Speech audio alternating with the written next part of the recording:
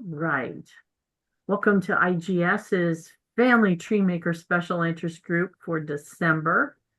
And we've got a full agenda today because we're going to talk about how you're going to clean up and maintain your family tree maker trees. So while I get my share going on here, gotta get stuff in the right spot. When you got two monitors and Zoom kind of does its own thing sometimes, that stuff I can't see what I need to see and I got to move stuff around and it's nuts. Okay, so there we go. Just a quick reminder, I put it in the handout. There's two classes scheduled for January for getting yourself organized. The first one is in person only and it's paper based. And then the one I'm doing later in the month is going to be methods and processes for both. That'll cover both paper and digital, and mine will be on Zoom only. So just so we have that going. And we're going to go ahead and get started. Now, and just a side note, we're going to cancel January because of my travel plans. So after today, I won't see some of you until February. All right, let's get started. So in order to start this, I have to have my tree open, so that'll help. Okay, there we go. So one of the things that we're doing is we're going to talk about the things you can do to maintain and keep managing a clean tree. And in Family Tree Maker, there's a lot of options and there's stuff that happens.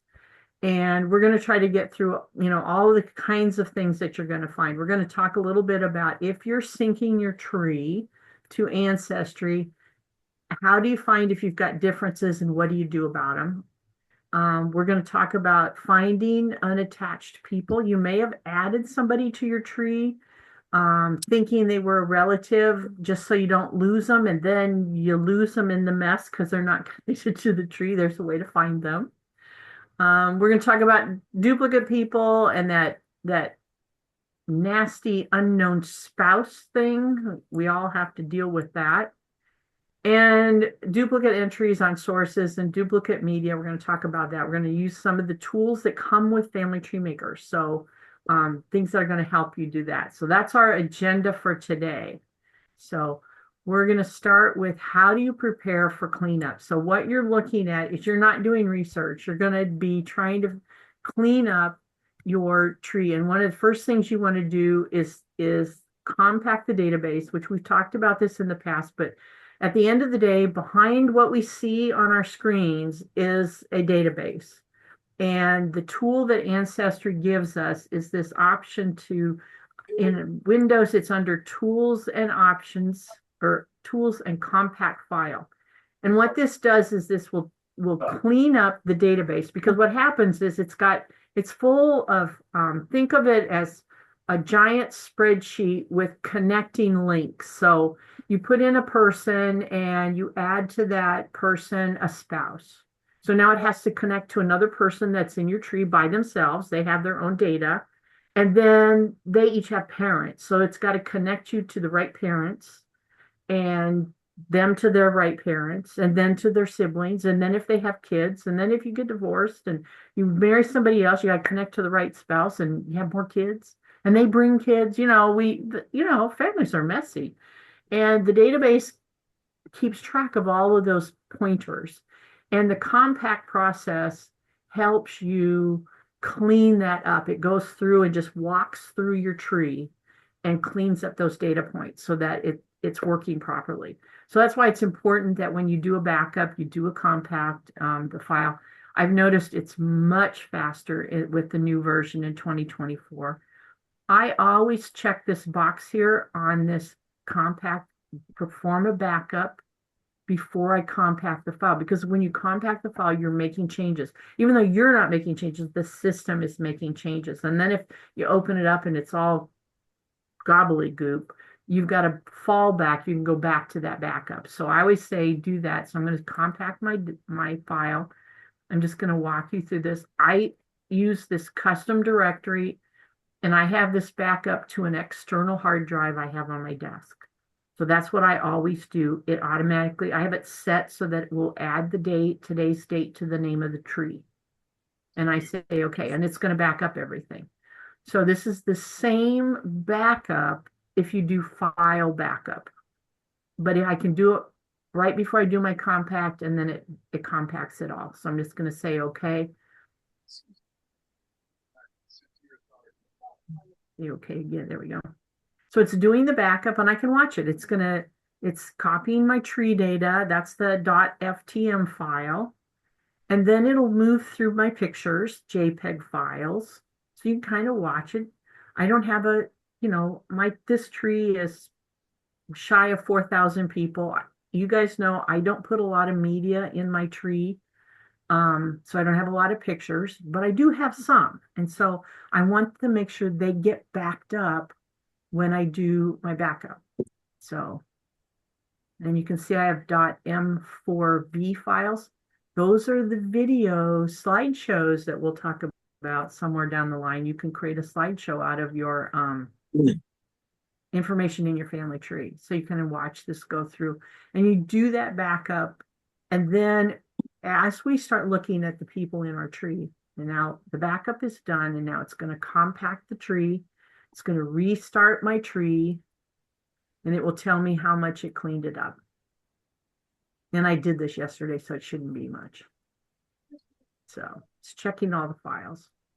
So it closed the tree I had open, and now it's checking the files. And it's usually lickety split, so well, I don't know why this is hanging up. Probably the same reason why my Zoom hung up. Something going on in my computer.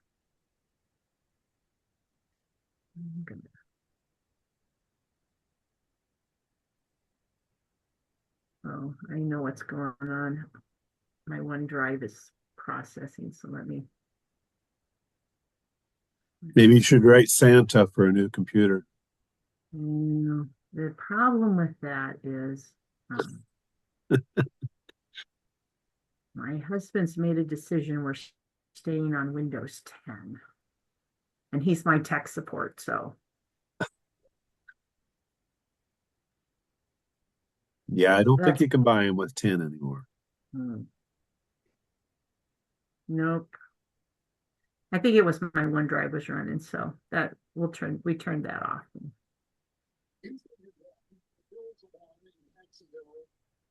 And now it's analyzing. You notice what it's doing. Because it's a little slower, we get to see the details. It's analyzing my sources and it's analyzing my children in my tree. You guys know I don't have any kids.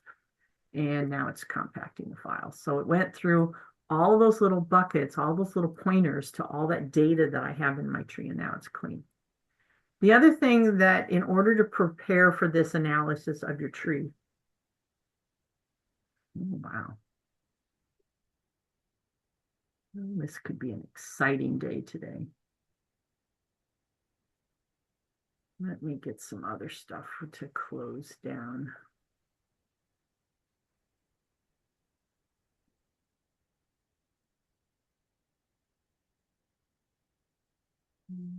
There we go. Now it says it's not responding. Oh, it's going to be fun. Another suggestion is that you turn on the lifespan in the people index, because we're going to be looking for people, duplicate people, and we're going to be looking for, when you've got, we all have families where fathers named their sons the same, and then the son named their son the same, and, and so on and so on. And so if you turn on this lifespan option in the index, it will let you see these people a little faster. So the way you do that is up here under the index, you turn on this, you do this, click, oh, that's the wrong one. You click on this little bar thing here that says, what is it going to display? And you click on lifespan. And then if you want to, you can have the color coding and hints can be turned on as well, which I didn't turn them on for today, but. And then you can adjust your column size here so that you can see everything you want to see. So there's my color. And if I want to, let's turn on hints. Now, this is a tree that I don't sync to Ancestry, so the only hints I'm going to see are for family search. So, but you see it creates a column, and I don't need that much space. So there we go.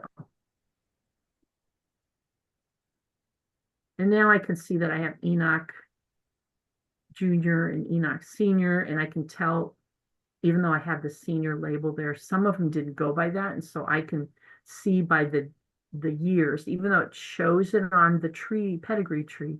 When you start doing some of these cleanups, you want to look at that index list and make it sure it's there. The other option is you want to turn on all your warnings. So the easy way to do that is, again, it's in Tools, Options for Windows. I think Options is on its own on the Macs. And in this Warnings option here, you want to turn on the Show the Non-Critical Errors. Because as you make changes, Family Tree Maker will give you some tips that says, hey, you've attached that as the mom, but the kid was born after the mom died. Right? So there's all of those warnings that you can turn them on and turn them off, but you can see that I've got them all turned on down here at the bottom, and I've got the one at the top for the non-critical, and I've given it instructions on how I want that to behave. So just for this episode of doing cleanup and maintenance, you kind of want that help from Family Tree Maker to make sure that you don't mess anything up. Okay. Because, you get in a hurry. So the first thing we're going to talk about is how do you compare your trees if you're syncing to Ancestry? How do you want to know that your syncing is correct? Now, there's a couple of things that you have to remember. Is we're going to look at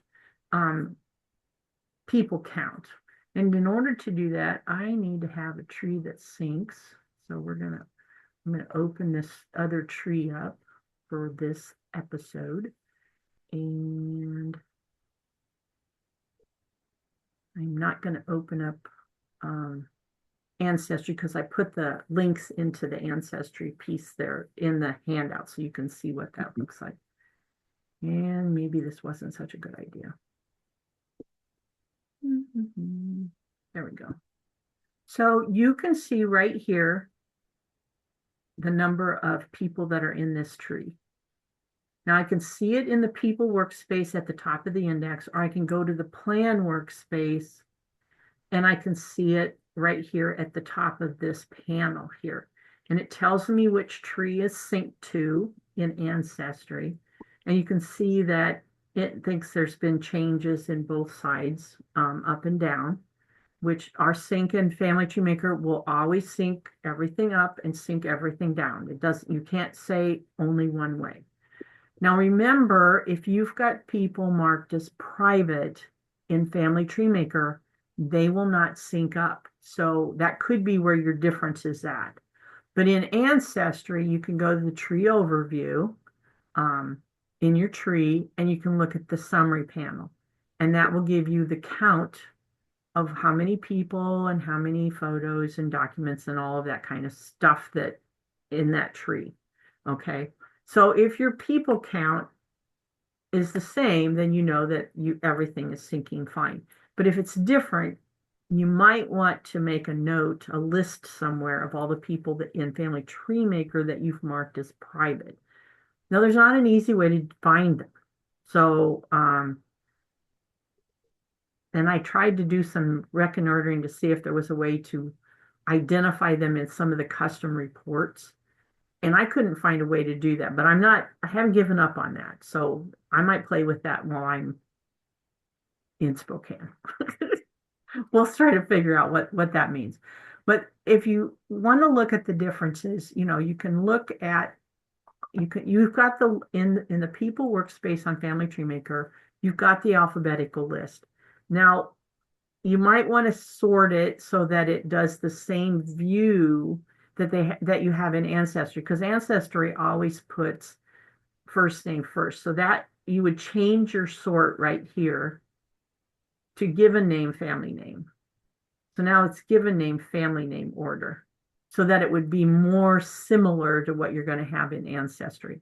And you can literally just eyeball them one by one. And in Ancestry, there is a way to get a list of all your people. So you can put a list that. The other way to do it would be to leave your sort the same in Family Tree Maker and then just filter in your list of all people in Ancestry, all of those with a common surname. And then that list would you'd just have to work your way through your tree by surname if you wanted to do it that way. So that's very easy to do, but just realize that if you've got floating people in one side and not the other side, they're going to show up in the list, but they're not going to be attached to anybody. And that could mess up your count because they're going to get counted. So just know that that's a way to do it.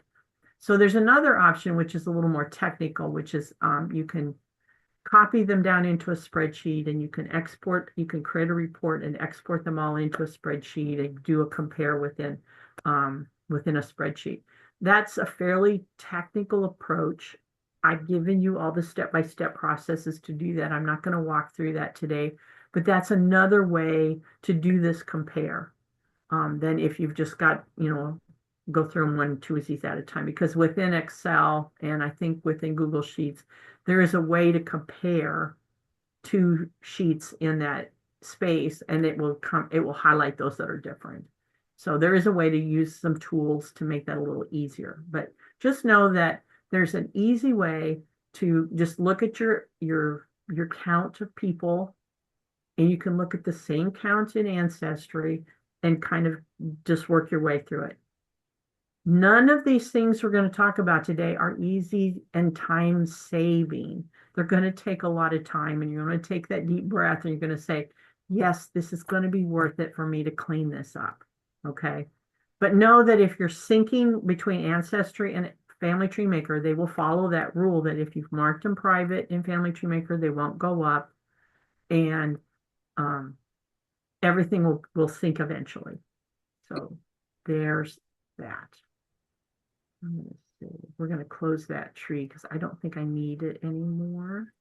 And then the next thing we're going to take a look at is, I'm going to close that. There we go.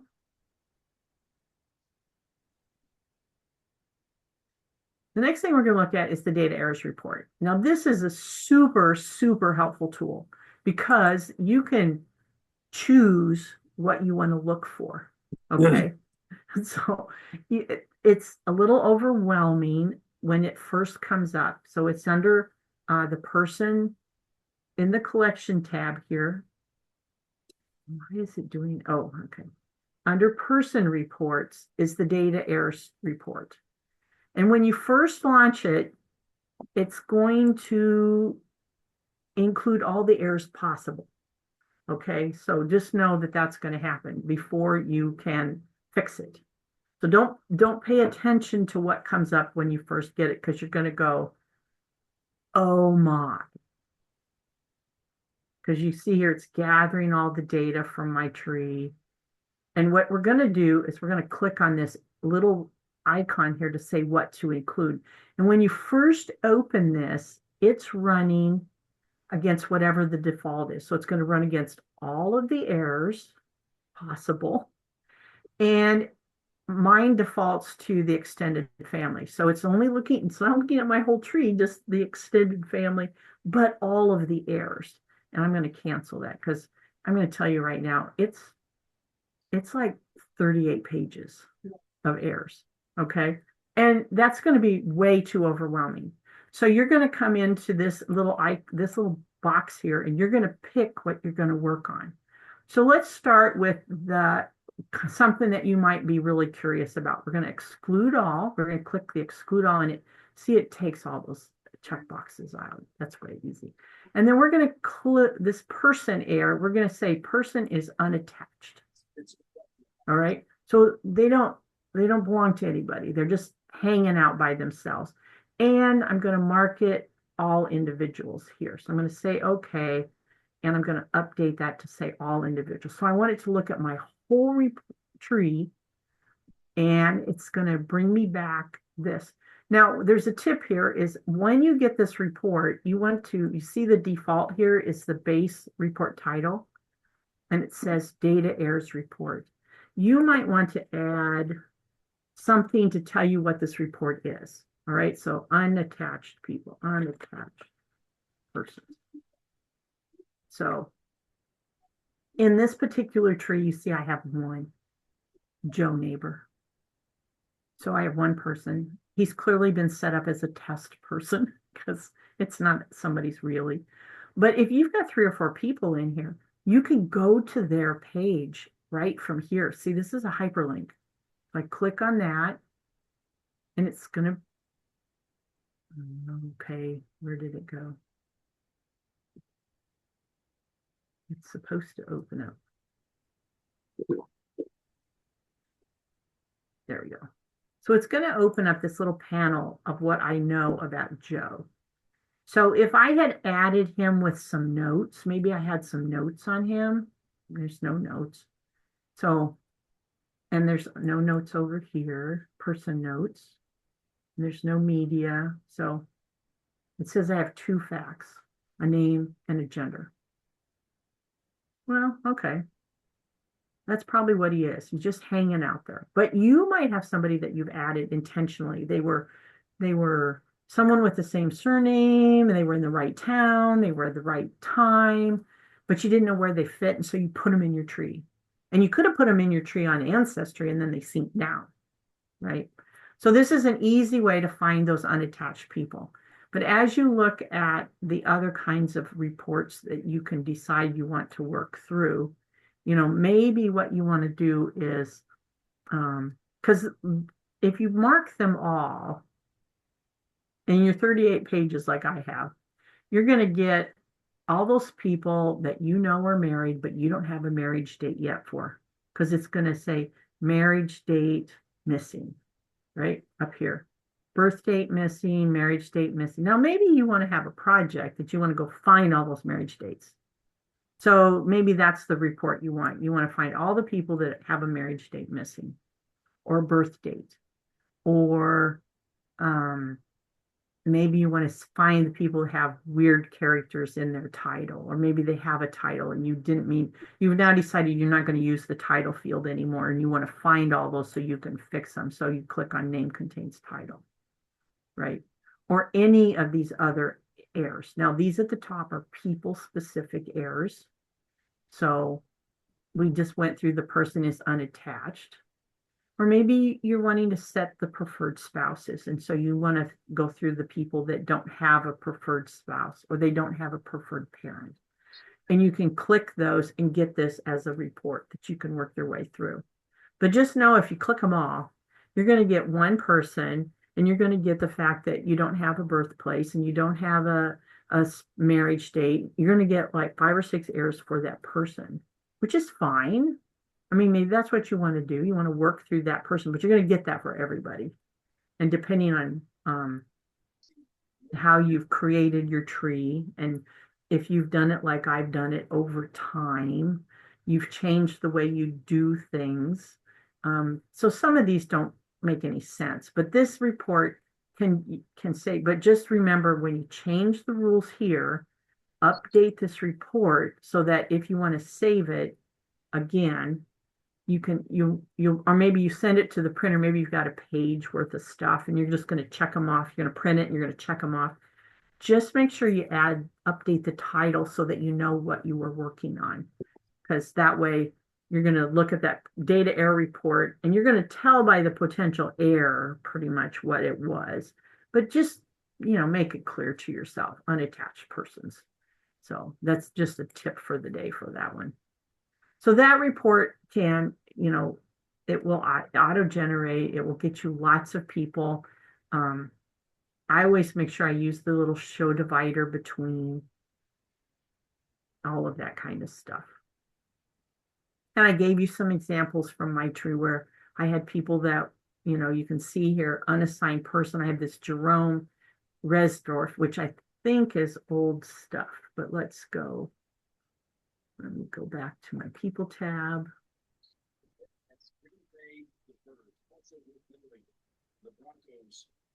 Resdorf. You can see now from the screenshot that you have in the handout to the one that I have now, I've cleaned up Jerome. I only have one Jerome. I've cleaned up the other one that was spelled weirdly down here. So I've cleaned Jerome up, but I wanted to use that screenshot for you because you're going to see these people. I've got one Jerome that showed up in my unassigned people report. But then when I clicked on him and he came up, up here. I clicked on him on the report and it brought me to his page. And then I was realizing, look at my index page there. I've got two Jeromes, one without a date and one where he's spelled differently. And so I've gone through the hard work of working my way through cleaning those up so that you can see I now just have one Jerome. And that's the kind of stuff that you're going to run into. You're going to find this unattached person, and then you're going to find, oh, good grief, he's not just attached, he's a duplicate. And now I've got another duplicate, and how do I know which one's the right one? And we're going to talk about that in a little bit on duplicate people. So don't panic about that. But once you've made changes, again, do the backup, do your compact as you make those changes as you go, so that you keep things as clean as possible as you move into the next update, the next change that you're going to do. So the next section is about duplicate people. And I made it capital letters there. The general rule of thumb is you don't delete duplicates. We merge them. Or you isolate them before you delete them. Because if you delete someone who's attached to other people, then that breaks those links to those other people and you might want to keep them, right? So just know that we're going to walk through a process today on how to find them and how to fix them. So the first thing is how do you find them? There isn't a report for duplicate people because the data errors report doesn't see them as duplicates because they have a name and they have data. They're legitimate. But there's a tool that we have that's under the edit button, which is find duplicate people. So it's right here. And it's going to go through. Now it's going to ask you if you want to do a backup before you do this. And if you're planning to work on the list, do the backup. Now we just did a backup, so I'm going to say no, continue without backing up. And it's going to go through my database and it's going to say, I think these are the same people. Are they a duplicate? And it's going to kind of ask it to you as a question. And there's some kind of weird things that Family Tree Maker does. It assigns them a match value. So the match value is based on the amount of things that are the same between those two people's profile. So if the name spelling is exactly the same, and if they're born in the same place, and they have the same parents, however, you might discover in duplicate research that you've now got duplicate parents too. So it's just all kinds of weird stuff that you find when this match process happens. So we're going to go through, it's going to do this report. There's no sorting. You just have to pick a person and go through them. And we're going to go through the top one on this list. I don't think I've made any changes to this tree since I did the handout. So this should be the same list that you have in your handout. So we're going to let that work its way through. And then we're going to talk about how you navigate through this and try to figure out what you're going to do. And normally this is super fast. Mine usually goes, but apparently not today. So I got something going on. I'm going to close out of my Outlook. See if that helps.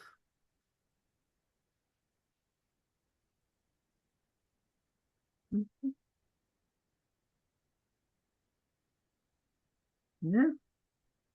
Taking its good old sweet time. So let's talk, we can talk before that panel pops up, we can use the one in the handout to walk through what these buttons mean. So literally, you can click someone in the table that comes up and you can go to that person and you can decide is that the primary person that you want to, or do you want to look at the other person so that you'll see them show up in the index file. You can decide that they are separate people and you want to leave them alone, and you can delete that row from the list. Or maybe you work them and you want to take them off the list. You don't want to rerun the duplicate file stuff, but you're going to take them off the list because I already worked them, right? You can initiate a compare and merge process right from this box if you want to, or you can just, make a print of it and close it and go on. Now the help button in Family Tree Maker, whenever the help button pops up and you click that, that will open the built-in help screen with the options that for the window that you're on that you initiated the help. So that's another piece of information that's good to remember is no matter where you're at, if you click on help, the help screen that's built in will come straight to where you're looking at. So that can be really helpful to remind you, oh yeah, that's what I'm looking at there. Wow. It's almost done. It says it's almost done.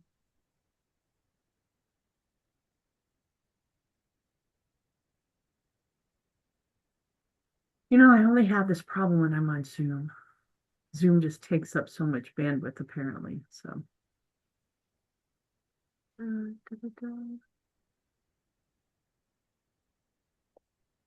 there we go. All right. So we're going to take a look at Alta here. I'm going to click on Alta and I'm going to say go to person. And you see it brought up, now my little box here, I can move that box anywhere. I can actually move it onto my other screen if I want to. It doesn't have to stay where it shows up. It's a totally independent pop-up box. So you can move it wherever you want to. But if you look at Alta Polina, which is the first one in the list, I click on Alta Polina here, and I've got a spouse, I've got a child, I've got a parent, and I've got a mom, right? I've got two parents. But if I click on the other Alta, I don't have a date. I can see that right here in the index. But I have the same father, but I have a different mother. And this profile is really skinny. I don't have any dates. I don't have a spouse. I don't have a child.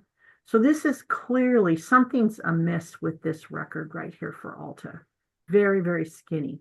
So if you watch me click on the one with Pauline, again, and watch how many more ancestors I have and how much more data I have. So if I click on Alta Pauline, I've got another generation up here. I've got dates, birth, death, burial. I've got a spouse. So this is clearly the record I think I want to keep. It appears to be correct, but the ancestors don't match.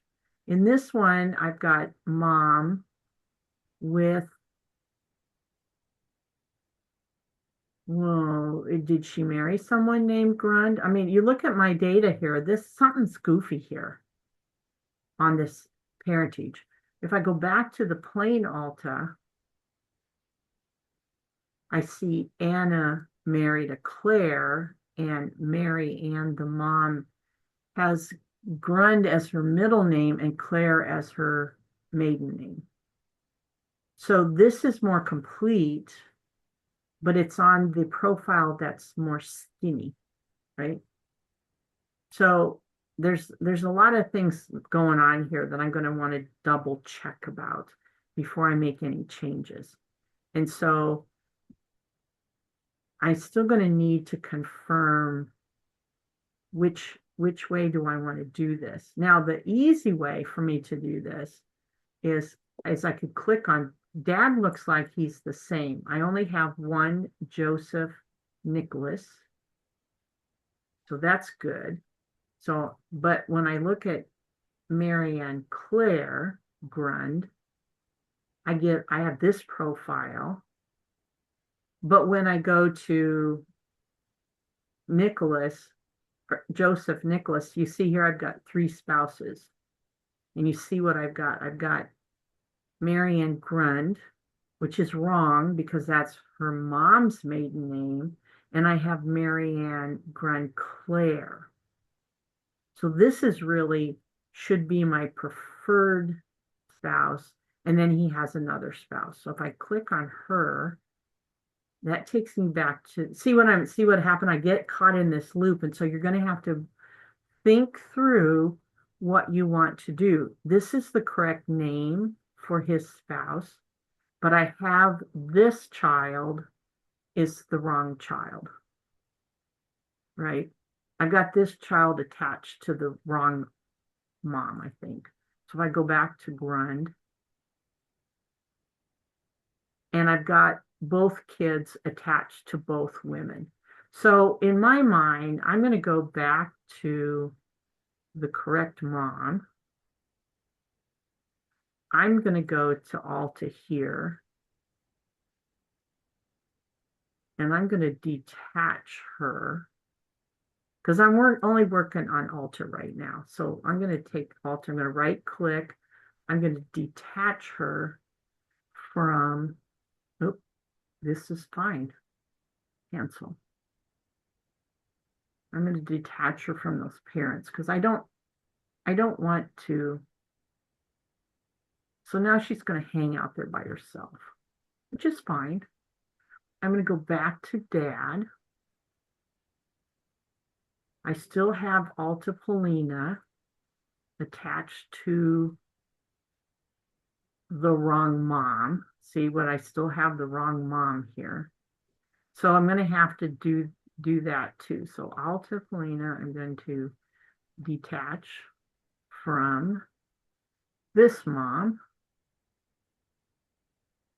and say okay. And I'm going to go and I'm going to attach her to the right mom. So I can use my little index card right here. And I'm going to look for Claire. And I gotta find the right one. Marianne Grund. I'm going to say okay. And I'm going to say okay. So now I've got Alta Polina with her husband attached to the right mom record. And Claire, I'm going to check on her sister. She's in the right mom record.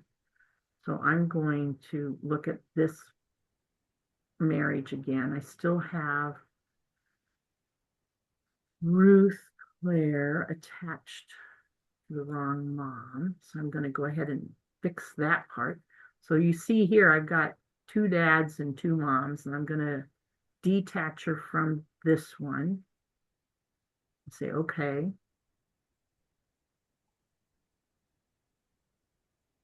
And I'm going to go back up to Dad. Now I have an unknown spouse because I have a child that's goofed up in there somewhere. So I'm going to detach this person from the spouse and Grund. I'm going to say, okay.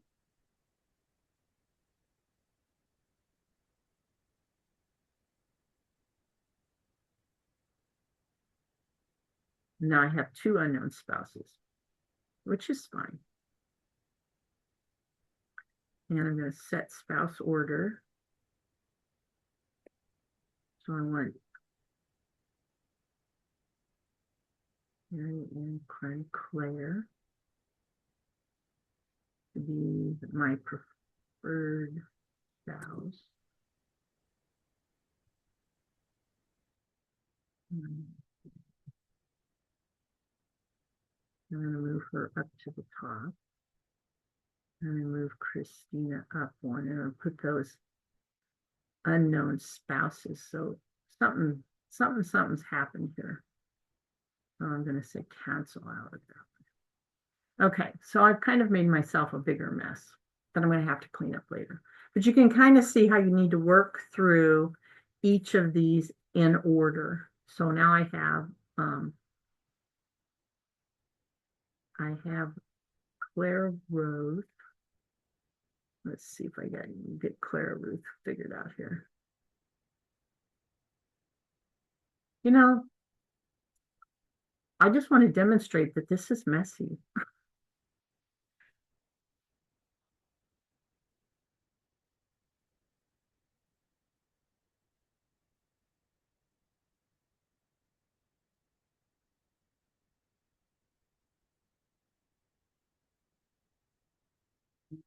Mhm.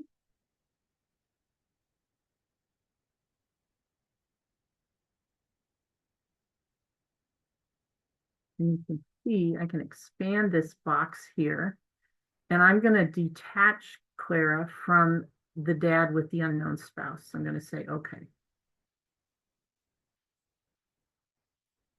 And then we're going to go back to dad.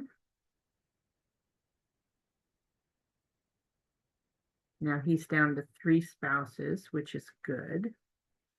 And I'm going to go to Alta. And I'm going to detach her. Let's see.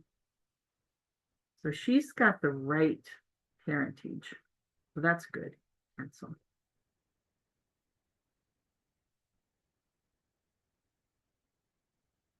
Good. We'll have another, further down in the list is we deal with unknown spouses. So we'll just have to remember to come back to Joseph and figure out the unknown spouse. Okay. As you can see, I've got an unknown spouse, but I don't have any kids attached to it or anything.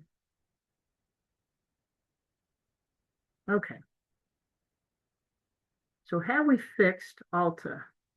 No, I still have Alta has now been fixed, right? She's got the right parents, she's got the right grandparents, but I left this Alta out here hanging loose. And when I come into this record, she's not attached to anybody. If I ran my unattached people, she'd now show up on this list. She's in a position where because she has no data attached to her, if I look at her person file, I have a name and I have a gender. I have no sources, I have no media, I have nothing else attached to her. So she's the scenario where I'm just going to delete her. Okay. I'm going to delete this person. And it says, are you sure? And I'm going to say, yes. Because I've moved everything that I know about Alta is now on Alta Polina. And you notice it came back to me as home person because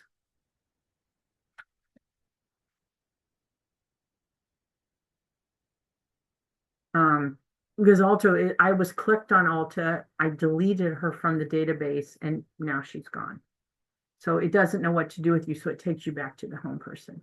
So now in my little box here, I'm just going to see after I fixed it, the duplicate, it took it off the list. So this is an interactive list as you work your way through these people.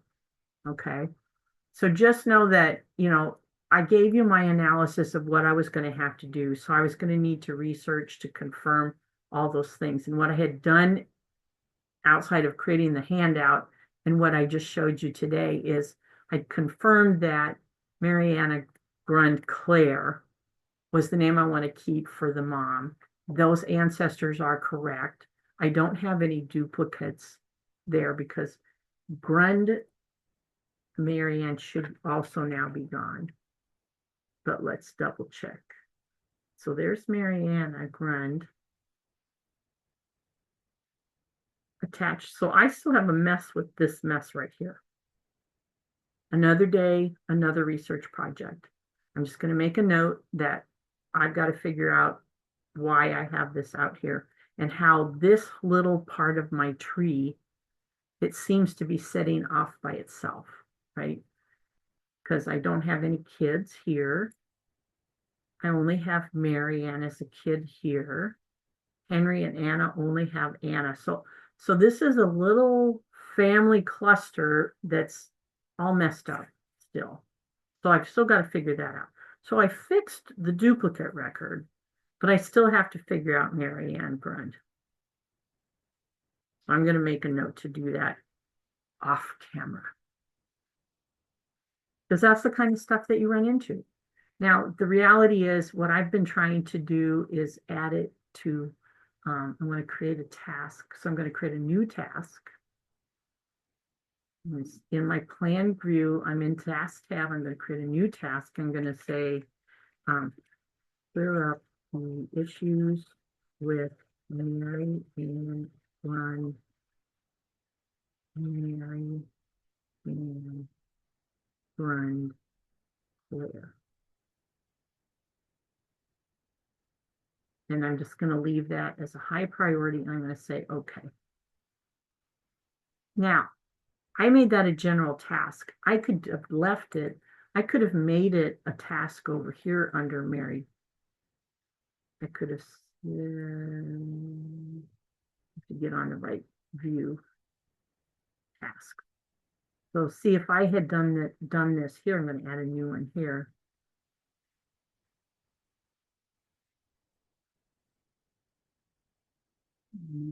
Run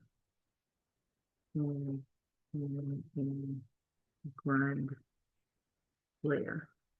So essentially I created another task. And I just wanted you to see how that happens on the plan page. On the plan page under tasks, I now have two. One is a general task because I created it from the plan page, and one is tied to Mary Ann Grund. So now I'm going to be able to just click on that and know right away where I need to go in my tree to fix that up. So I've made that task. All right. Any questions on how to work with the duplicates? I didn't demo the merging because we're going to talk about that in a little bit, but just know that you don't want to delete someone until you get someone like I had with that Alta. No facts, no attachments, truly standalone person, then you can delete them. Merging is always the safer, especially if they both got data and they've both got relationships that you want to keep. So, and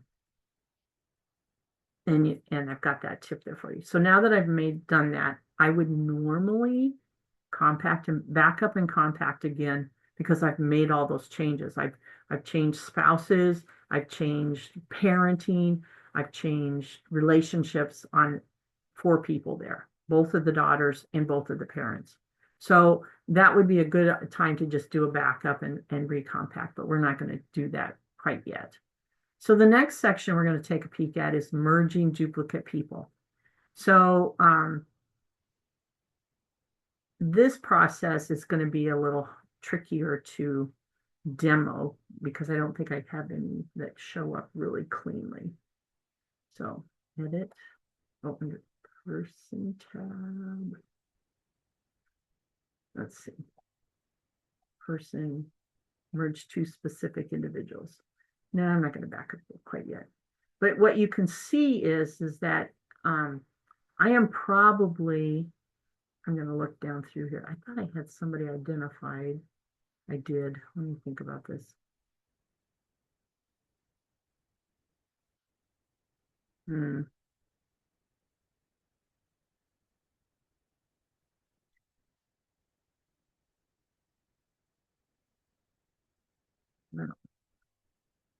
So let's use this example of Mary Grund. So we're going to do Mary, we're going to merge 2 specific people.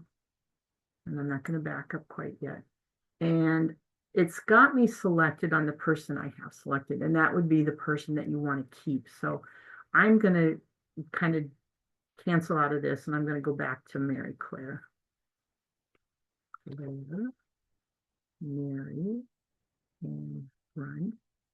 So when you're doing a merge, you always want to start with the person you want to keep, right? The one that has the most data, the one that's the most accurate. And so I'm going to say person, merge two specific people. And now I'm going to look for the other Mary. And right there she is. I'm going to say, okay. And what Family Tree Maker is going to give us is this comparison side by side of these two people through all the facts so that we can decide what we're going to do. So, because you can see here that I've got Mary Ann Grindclair's the name I want to keep. But you notice here that I've got an option on this one. I can discard it or I can mark it as an alternative. I don't want to mark it as an alternative because it's incorrect. Her name was Claire. But you notice here that I have an option to keep the sources attached to her. So we're going to do that, attached to her name fact. So we're going to do that. And then I can compare which of these birth records I want to get. I prefer this one over this one. And you notice it's marked for discard. And then on the death record, I've got a date here. Marshall. So I have a description of Conrad's cemetery. This one has a note on it. So I'm going to go ahead and keep that because I can fix that later. And then I have a burial record, which I have as the Conrad Cemetery per the death certificate with a note, but I'm going to keep the sources and the note from person 2. And then I have this note, which I can't read. So is this exactly the same? She came with her aunt and Uncle Julius. They settled near Beeman. She had 4 stepsons. So there's a lot of information here. And I think what I'm going to do is you notice I pick one and it has the other one set to be appended. So my note's going to append them together and then I can clean it up later. So I'm just going to go ahead and say, okay. So it's taking Mary Ann Rund Claire, and it's going to merge the information that we had from Mary Ann Grund. Now, if I look at her record, we're going to see some of this stuff that got blended.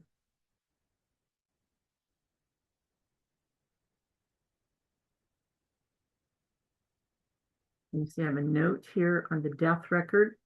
She died of colon cancer. On the burial record, you see it's duplicated some of that information.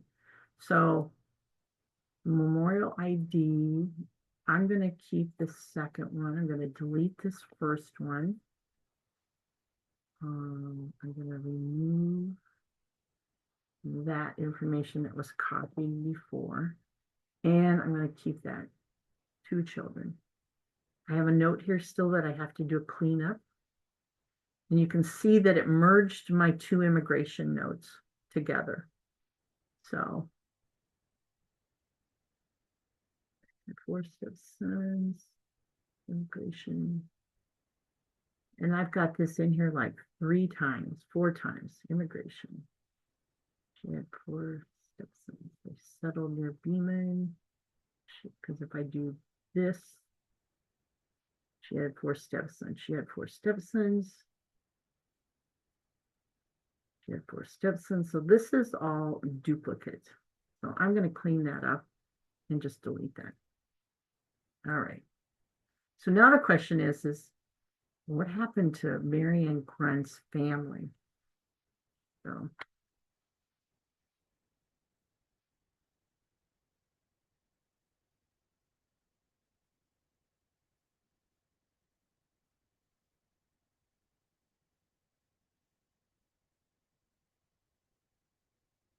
okay.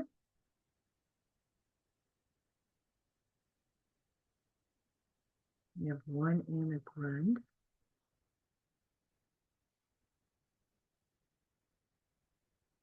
I'm gonna have to double check with my to-do things to double check that all that extra family that was circulating by itself didn't get stuck, but it appears that I've got it cleaned up. So I wanted to walk you through what that compare on merging people look like, because you just walk through them step by step by step and decide, do I want to keep it or do I want to make it an alternate? And do I want to keep it? Which side do I want to keep? You typically want to keep all your sources so that you don't lose those if that one that's going to be person two goes away, kind of a thing. So I kind of walked you through what that looks like. And then we should do um, any questions so far? Because we've walked through a couple of really important things on duplicates and merging. It's just one of those that both of those is you just have to take that deep breath, do your analysis, and walk your way through it. And then on the unknown spouse, just know that it's not a real person, it's a placeholder that was created by the system. I'm going to get back here to Nicholas for our unknown spouse, how to remove and detach. And I gave you the link to, the actual support.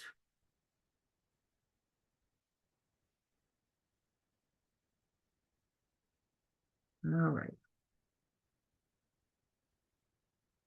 There is a way to find them. You can run the marriage report, and it's in public collections relationships. And you can either sort by wife, and you will find the females with unknown spouses, or you can uncheck the sort by wife, and then you will find all the men with unknown spouses. And they'll be at the end of the report. So let's go ahead and show you what that looks like, because that's kind of an important piece here. So we're not going to be in the data reports anymore. I'm going to go to relationship reports, and go to marriage reports.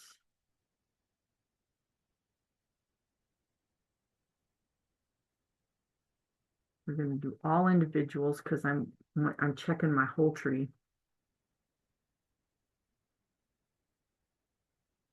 And you notice that I've got this sort by wife is unchecked. So these are going to be sorted by the men. And if I go to the very end, you can see I have 33 pages of marriage reports. But you can see all of these women that apparently don't have a spouse.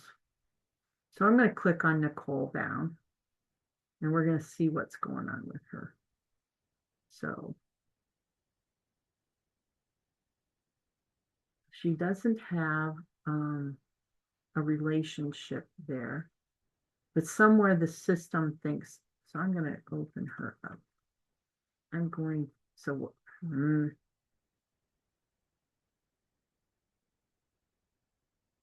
So because it opens up that little box, and I'm not super comfortable with that, I'm going to use my snipping tool, and I'm just going to grab that end of that report like so. Then I can go to my people tab, and I can look them up. Nicole. Here's my little cheat sheet list. Found Nicole Monique. I have duplicates. What's going on there? So I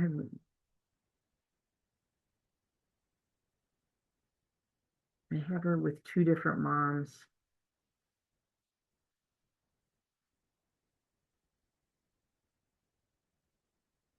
And you see here that I have her with children with that unknown spouse. So in theory, this is accurate. She's got an unknown spouse because I don't know who the dad is. So this one is okay. I'm going to leave her be. Cancel. But if I go to the next one, Pamela on my list has an unknown spouse. And if I click on the unknown spouse, I've got two kids here. Donald Eugene and Dominic Bryant. And if I click on Larry Pritchard, I have the same kids. So I'm missing a spouse here because she's got I'm guessing Donnie was born out of wedlock, and this one, Dominique, has a different surname. So that's my crazy cousins that have crazy things going on in their lives.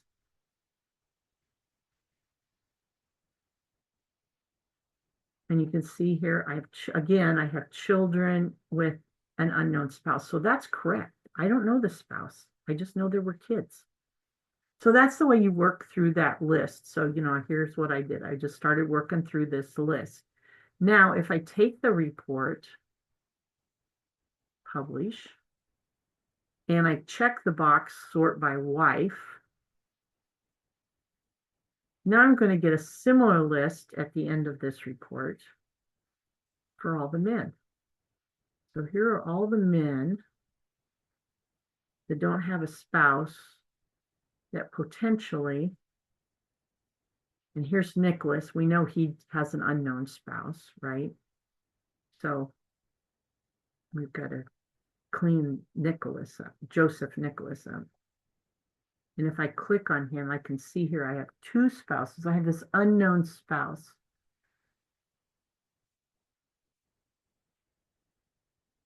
But I'm guessing this is the marriage information for Marianne Grund that didn't get moved over properly. So I'm going to have to do a little research on that to clean Frederick up.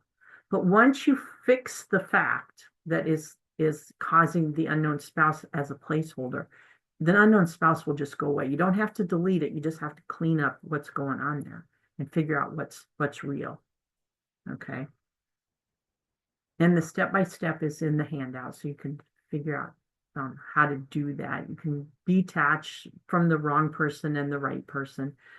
Once you figure out what the research is, I'm going to have to do some research on that to figure out which of these people had the right marriage date. Okay, because I have a name attached to kids, and I have a marriage record but no name hanging out there by itself. So I could have got a mess going on there. So I give you the step-by-steps for the unknown spouse. Okay, I'm going to spend a little bit of time going over empty source titles. So I'm going to get out of this one and go to sources. Now there's a couple of things that when you're looking at your sort, now think about this. Family Tree Maker kind of blends source and citation. So what we're looking for here are the sources that don't have this little icon here. So if I click on that source, you can see I have no citation. I have no links to anything else. I have no notes. I have nothing there. So I don't really have an idea of why I have this here, except that it's very similar to something else. So you can work your way down through these. And the one I want to show you is I have this Evovita, which if you guys are familiar with this is a obituary website, but I have one that is right here.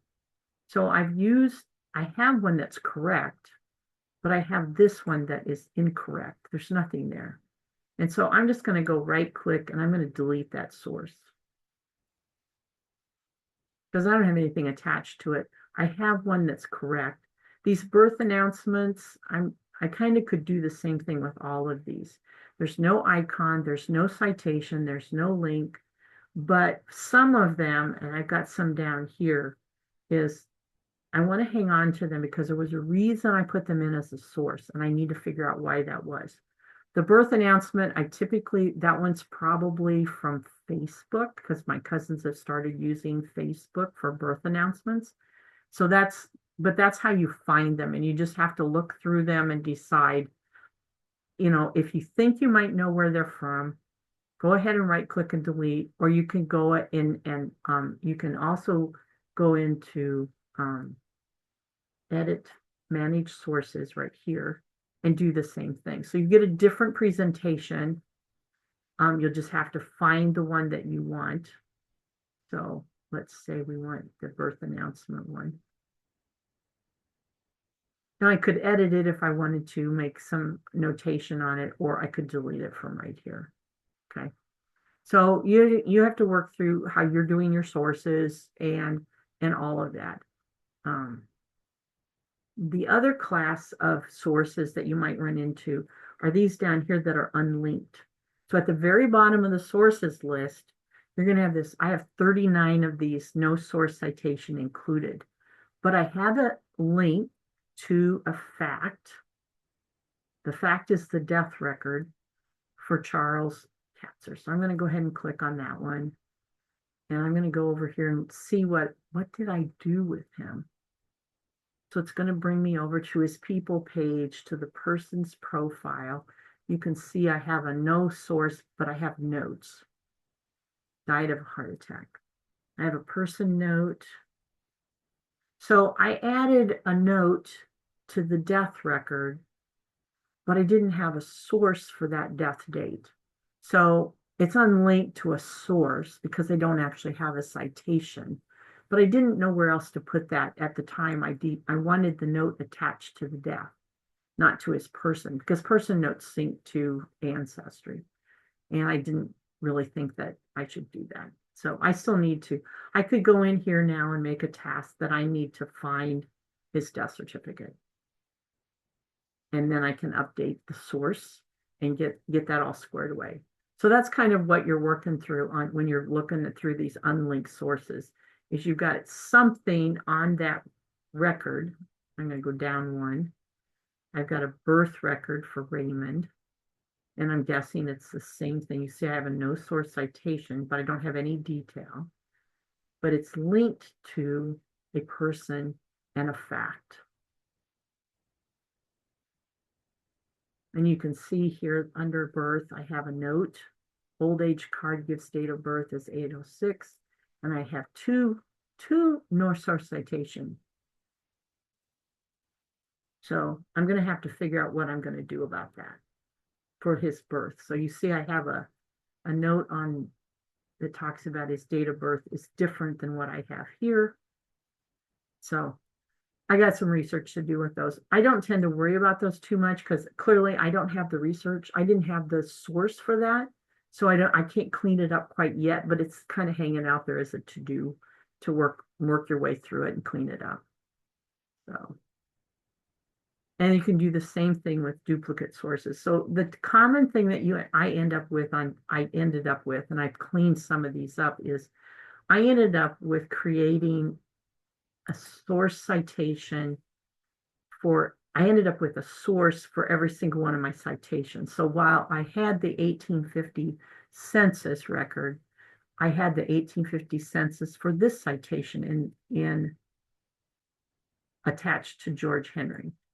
And then I have another one that's blank. So I've got to figure out what's going on with that. So I have a citation that's a duplicate, not a source that's a duplicate. So this is a good example.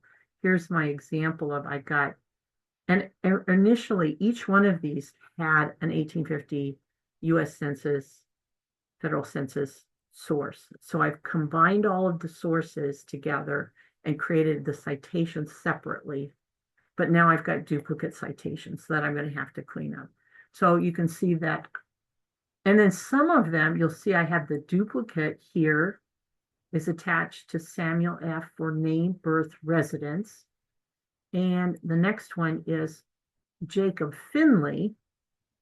So they were both in Mahaska on the same source citation, but the reality is they're not going to be, I don't think they're on the same page in the census. So I'm going to have to open those up and figure out how I'm going to clean up that source citation so I can get Jacob's census records cited properly and get Raymond's cited properly.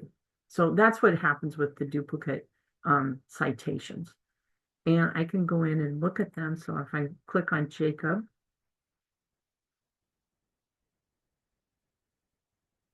you can see that his name, I have 15 sources for names. I have 1850. So here's my 1850 federal census record. I have an image. You can see here it's attached to 3 facts. Here's my media. I can look at this page.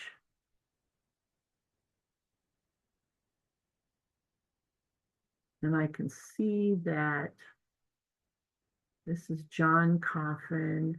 Here's Samuel Coffin. There's John. So Jacob is a child. Here's Jacob. So here's Jacob Coffin. So he's in this record.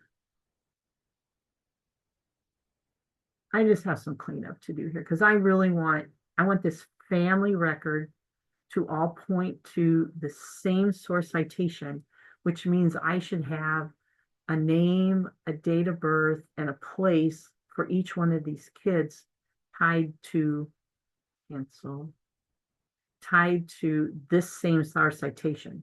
And right now it's only attached to 3 facts. So I'm going to have to go in and clean up, point all of those other facts to the same census record and get it named properly so that it's not because it's not the same one that Raymond was on. So it's a different page. Still the Mahaska County one, but a different page. So that's kind of how you have to, make use of going through and cleaning up some of those duplicate sources and getting them set correctly. If you guys are like me, you did enough to get by and you attached stuff. I can tell you right now that all of this came from my mom sent me a GEDCOM file from her family tree maker, and I imported her work because I would never do these kinds of citations this way. And that's why I've got some mess to clean up because they all came in with her work that she did. So it's very doable, but you can see I've got duplicates here of marriage records. They look like they're different images. And that's probably a difference in how we both did our notations from that perspective. And then the hardest one to do is duplicate media. No, I'll close cancel. Because there's no easy way to do this. The Family Tree Maker doesn't have a way to make this easy. Depending on how you're attaching your media to your Family Tree Maker, if you've said make a copy into my Family Tree Maker file versus point to my location on my computer. So that's an option we all have. And then if you're looking for duplicates, they may not be spelled the same. And you can see this presentation doesn't give you the index view that we normally would get over here by name, source title. So here, if you change it to source title, now I can go through and I can look at each one and say, huh, that's the same page as that other page. And I've got it named something similar or different. So I just wanted you to know, cleaning up your media is probably the hardest one to do because of the nature of it. The recommendation is what you'll hear if you take my organizing classes, come up with a naming convention. This, even though this is the source on my media, I have it the same name. So the caption on the media is the same as my source. You can see here the file name is the same as my source. Where if I were doing what I do as I say, not as I do, name this image what it is. It's the ninth. It might be for the, if you put your family name first, Coffin, Mahaska County, 1860 on the media, that's going to help you clean up the fact that you may have, like I have here, I've got 4 pages that all have the same name on them. Now they're not duplicates, but they appear to be duplicates because they all have the same name. So that's the kind of stuff that we run into when we start working through what we've done in the past with where we want to be going forward. So I gave you some examples of, you can start with going through your media and assigning them to a category. That helps you collect them together.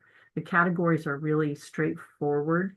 And you can just attach them to this media here. So this one says 1970 census. you can see here I've got some that I've tagged as cemetery records. There's more that are census records. But you have to go into each image. And typically you want to do that when you add it to your family tree maker is assign the category, name the image, and attach it to the right facts. So you have to make a decision. You want to attach the media to the fact, to the person, or do you want to attach the media to the source citation? Either way is right, whichever way you want to do your work. So there's no hard and fast rule on that. Just once you decide, be consistent. Okay. And I've given you some ideas on how to delete media. There's some options for Mac users. I don't know if there's a checkbox still on that piece when you find the duplicates to follow those steps that I got outlined there.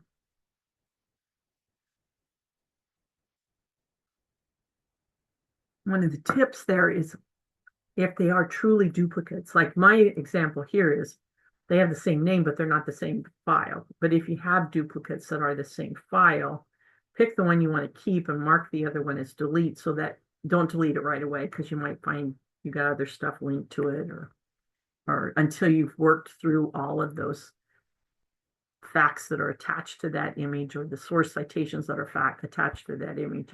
You know, you want to not delete it till you've got that all cleaned up.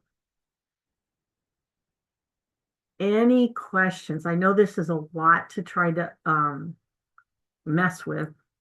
Does anybody have any questions? Any one of these can become a huge cleanup project depending on the condition of your tree. And you guys know me, we're only looking at one tree here. I've got lots of trees. Two main ones that I work in that I'm going to have to decide if I'm going to do it in one and then do it in the other one, maybe. So, okay. Let's see. Let me stop sharing. I can look at your faces or your black images.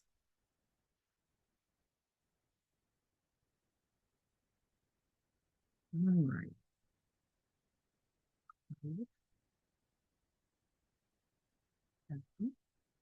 All right. How are we doing, everybody? Did you just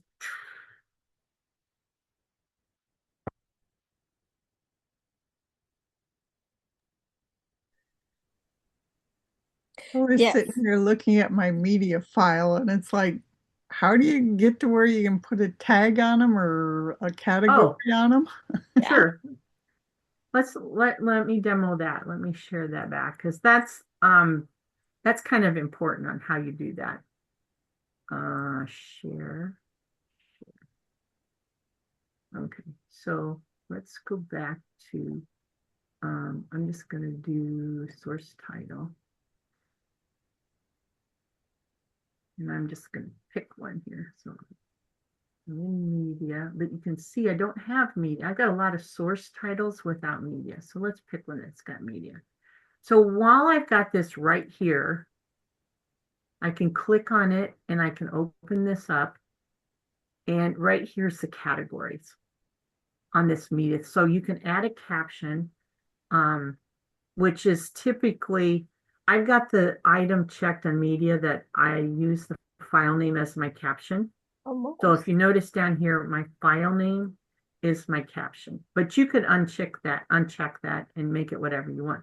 But right here, you can say edit and the little categories thing pops up.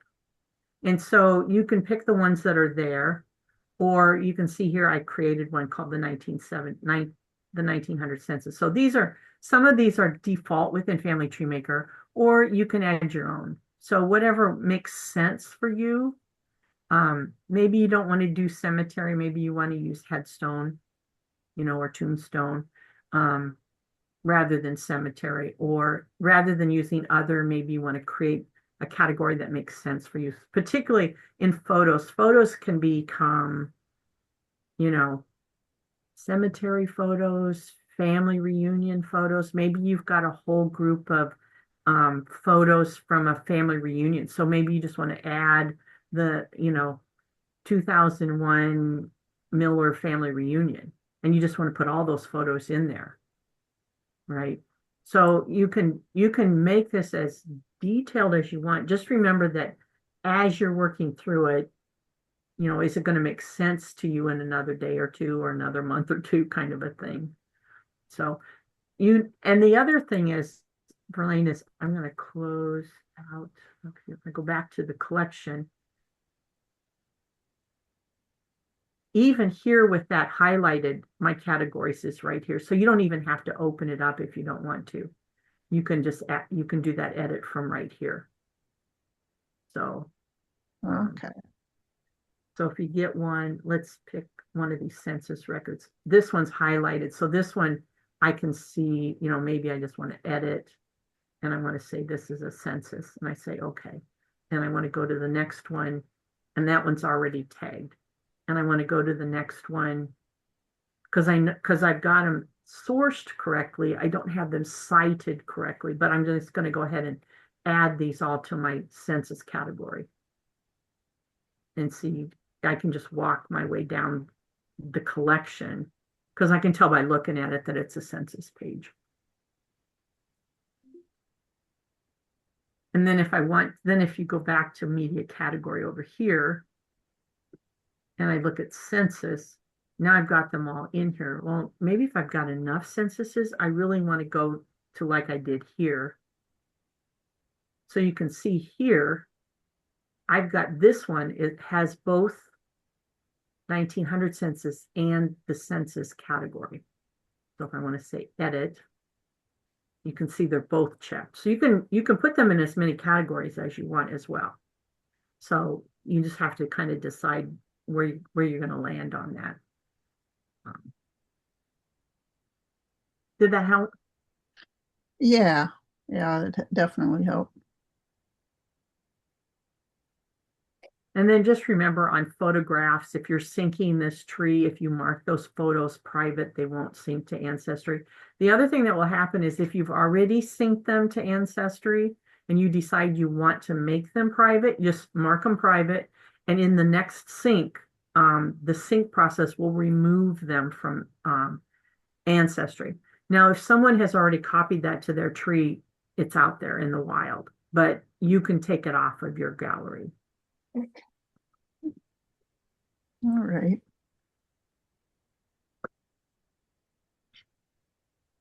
And Reba, what were you going to share? This puzzled look on my face. I just recently had to start over with Family Tree Maker, and so I just imported my tree from Ancestry, and like you said, so there's no pictures. So how do but there's a whole list of, like, there's a list of all the things that are pictures in Ancestry. How do I import the pictures? So they should show up when you click on, if you had imported them from Ancestry, they should show up when you do all media, and they should just show up here in this media folder here. Well, it shows up as, I mean, I see the name of, like who they're attached to, but down underneath file name, it says file not found, location, and then it shows like C drive, but not. Oh, okay. So there is a way, again, let me think about this because we do a session on media completely that deals with that. So if you go to media, let's see, there is a report. Let me think about this. I haven't done it in a while. Find missing media right here under media. Wait, in your media tab, there's a little media tab here. And then down here says find missing media. Oh, okay. Now you can see I've already cleaned mine up, but you're going to get a list here of all the media that doesn't have a link to where they're at. Okay. And that should help you figure them out. Now, if it came down from Ancestry, they should all be in your media folder. So are you on Windows or Mac? Windows. Okay. So if you go to your just your Windows file manager, and if you go to where you've got your, so let me find mine so I can do this right. So here in, I'm in 24. you're in 24. Yeah, but I wanted to show you Oh. that mine installed funny, so I'm going to use my 19 folder. It's just my folder on my computer. But you see here, for every tree, there's a media folder. So, and that's what Family Tree Maker does, is any media that comes down, it creates it and puts it in a media folder with the same name as your tree. And so that's kind of where all the media lives. And I'm under so my C drive, and Yeah, I'm looking at program files. User. Wherever. So let's go back another step. So let's go to Tools, Options. And then right there at the top, it's going to say the default directory for new trees file. So it's going to tell you where that's at. So what does it say in yours? So Tools, Options, and then right on that General. It tells me the username, and yeah, it tells me where it is. Right. And so then if you click on Browse right there, it's going to open up a picture of your structure. And then underneath that, you should be able to open up. You won't be making it, but it will give you a view of your file manager that will let you see where your media folder is. So do I want media or do I want gallery? That's a hard one to answer without knowing what you're looking at. So what happens when you do the missing missing media is you're trying to tell the application where on your computer that media is stored.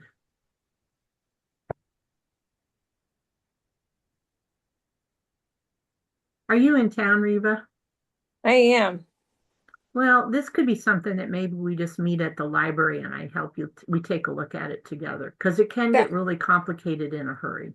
I would love that. Yeah. Just email me like some times that work for you and I'll. Yep. Yeah. Thank you. No worries.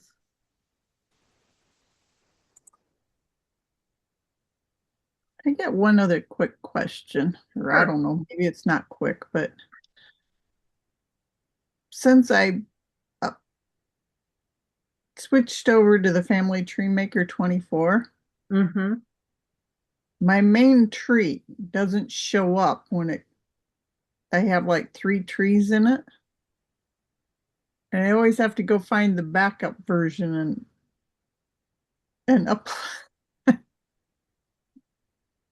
So there's a couple of things. Fine, but yeah, there's a couple of things. So I typically do this right here, up here in the corner, where I do the pick from the pick list. Does it show up when you do that in the pick list? No, it doesn't. Okay, so the other option is if you go to the plan workspace and you want to look, I gotta think about how does this work.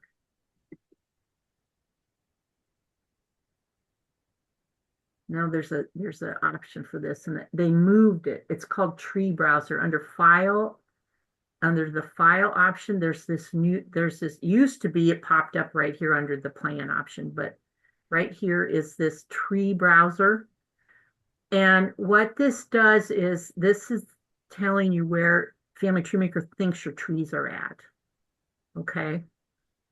And Can I make this bigger? Yep. So you can see that you got this. You can search for a tree, or you can just tab through and look at all the trees. And it's going to go out and it's going to look through your computer and it's going to find all the trees that it has. And it's going to open them up. You can open this up and make this as big as you want. And it's going to tell you which ones are still on the older version and which ones are in backup and which ones are GEDCOM. So the all is, you're not going to have as much mess as I have probably, because you know me, I have lots of trees. But what this does is it lets you figure out where it's at. So right now, if I click on the Family Tree Maker folder, right now it's only showing that I have backups there, and I don't know why. Yeah. So Okay. that you probably had the same thing going on that I had going on, because when I installed 24, I didn't uninstall 19. And you'll notice here that the only thing that I've got in my 2024 file is backups in that folder. So I had to go find where my trees were, and then I just didn't move them, right? So you can do a search up here for your tree name and then see down here where it's at. Okay. And then you can, then once you open it within this little drop down button here to get that list, that pick list, once you open it, then Family Tree Maker should remember where it's at, regardless of what folder it's in. Okay. I don't know. I've been having to go find it every time. Well, so what may be happening is if you're using the backup file, what you need to do is find where the one is that you're looking for. So you'll find the one you want, and down here it'll tell you the path to where it's at. And if it's a B, if it's a backup, right? Then you want to remember that path, and you want to go over here to File. You want to, no, this won't open. So you have to go to File, Open, and then go find that path on your computer and then open that. So you can do File Open that way. The other option is, if it's still a backup, is you can import. You click on the backup here. No, that's the backup, to increase a backup file. You could import it, but you should just be able to click on open the backup file, and it should open as a regular FTM file. All right, I will give that a try. But you kind of have the same thing that I have, because when I installed 2024, my trees it knew where it found my trees, but you can see that in my 2024 folder, all I have are backups. And all of my trees are still in my 2019 folder, which is fine. And if I sort this folder, this is a Windows function. If I sort this by date modified, you can see that these are the trees that I've worked in the last few days. They're just in that folder by mistake, but they show up in my pick list too. So if you do that pick list, and then, oh, there's the tree browser right there under that, in that pick list. And as you open each one, and especially once you convert it to the new file format, it should be pickable from there. All right. If that doesn't work for me, give me a call. We could get on Zoom or something, and you could share your screen and I could see what you got. Okay.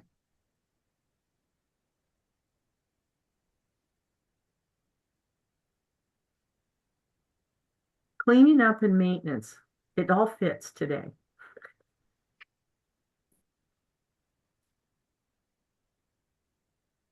Stephen, you've been kind of quiet.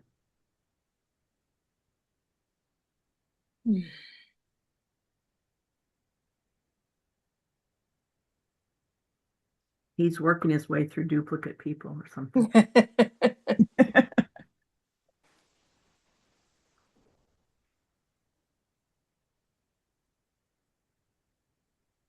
Oh, good day to do it. Yeah, it is a good day to do it. All right, I've made changes, so I am going to start a backup and a compact on mine.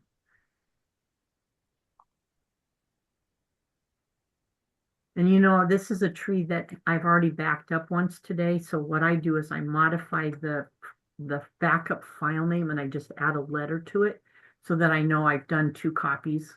And that way, if I want to go back to the one before I made all the changes in class, I can do that. So, It's a good plan. yeah, especially when it's stuff that's like, oh, maybe I want to undo all that. Go back and clean it up. All right, I'm going to stop the recording.